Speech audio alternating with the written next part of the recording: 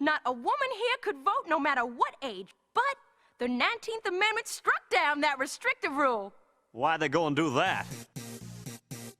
Could Johnny Bravo get by in today's society? Most of us probably think it's unlikely, considering how touchy the subject matter can be for today's audience. What was once one of Cartoon Network's biggest hits is now relegated to a memory that's best left forgotten for some people. How did it get this way? And could it ever redeem itself in modern society? Oh, Johnny, you are so swell. Tell me about it. Welcome to The Rewind. This is the rise and fall of Johnny Bravo. Before we begin, make sure to give this video a like and hit that subscribe button for good luck.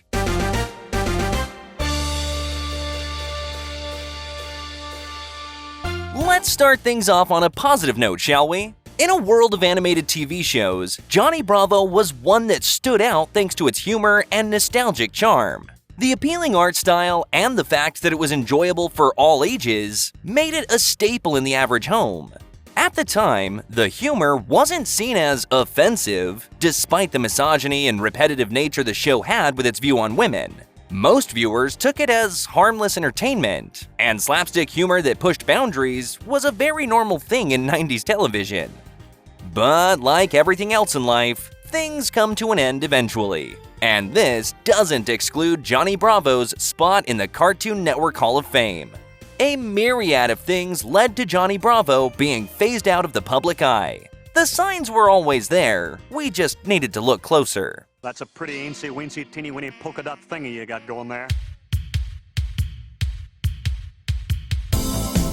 A shift in quality. The early days of Johnny Bravo featured some of the best the series had to offer. From its clever writing, the well-executed jokes, and the now nostalgic hand-drawn art style that many great shows had in the 90s. It's no surprise that these are the episodes people remember fondly when they think back to our not-so-suave womanizer.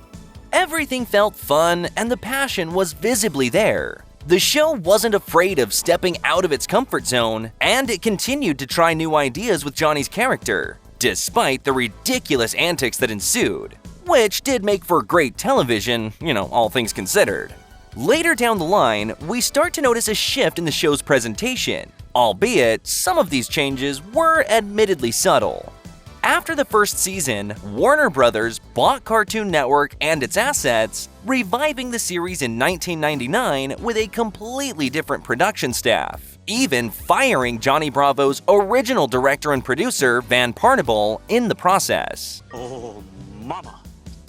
The most obvious change was the shift from a hand-drawn animation style to a more angular, cel-shaded look. Characters were redesigned to fit this new art style, with some of them appearing completely different as a result. While Johnny's design was virtually untouched, Susie's character had the biggest departure, having an entirely new silhouette and even a new face.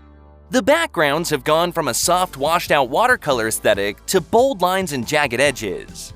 These changes can be for the better or worse depending on who you are, but we can safely say that the Johnny Bravo we knew was no longer there. A woman's place is in the kitchen. Ugh, Andy, you're such a goo-goo head. You're not my boyfriend anymore. Writing and humor. If you're just about anybody, you'd know that most of Johnny Bravo's slapstick humor involved cheesy pickup lines and instant rejections. Mind you, this was a kids' show, which meant that a lot of the jokes had to be written in a way that could seem funny to younger viewers, but mean something completely different for adults. This worked out tremendously well for the show's run, but it did come at a cost. Some may argue that Johnny's constant pursuit of women and the show's way of objectifying them can cause some discourse in public perception. Like we said before, kids are watching this show, so it only makes sense that they'll develop their social skills based on what's in front of them. Some might argue that the show's view on women was relatively harmless, while others might say it was misogynistic. It really just depends on who you are. At the end of the day, it's a cartoon from the 90s, people. These kinds of things were prominent at the time. As the show grew older and the audience matured, the writing and humor have noticeably dialed it back a notch in terms of lust and eye candy. There were still the average pickup line and subtle sexual innuendos, but those only slipped through the cracks of what's now a more family-friendly brand. It's easy to see that you find more of the classic Johnny Bravo hijinks through the older seasons. Whether or not this contributed to its decline, well, that's up to you. Your boyfriend left you? So, what are you wearing? Why? Controversy. Probably the biggest reason anything dies out, the show was unfortunately deemed as controversial the moment anyone began taking offense to it. I mean, come on, were you really surprised? Just because it was generally accepted by society back then doesn't mean everyone agreed with it. Most women who watched the show for a while were able to sympathize with Johnny thanks to the fact that it was easy to see that he wasn't a bad guy. He just simply doesn't know how to approach women the right way. But for someone who doesn't really know Johnny all that well, they might just see the show as offensive or inappropriate. This divide only grew more and more as the show's run continued, and it was only a matter of time before it became a two-sided debate on whether or not Johnny Bravo would even be suitable enough to air in today's day and age. Cancel culture does exist, and it wouldn't be out of the question for a revitalized version of Johnny Bravo to suddenly end up on the chopping block.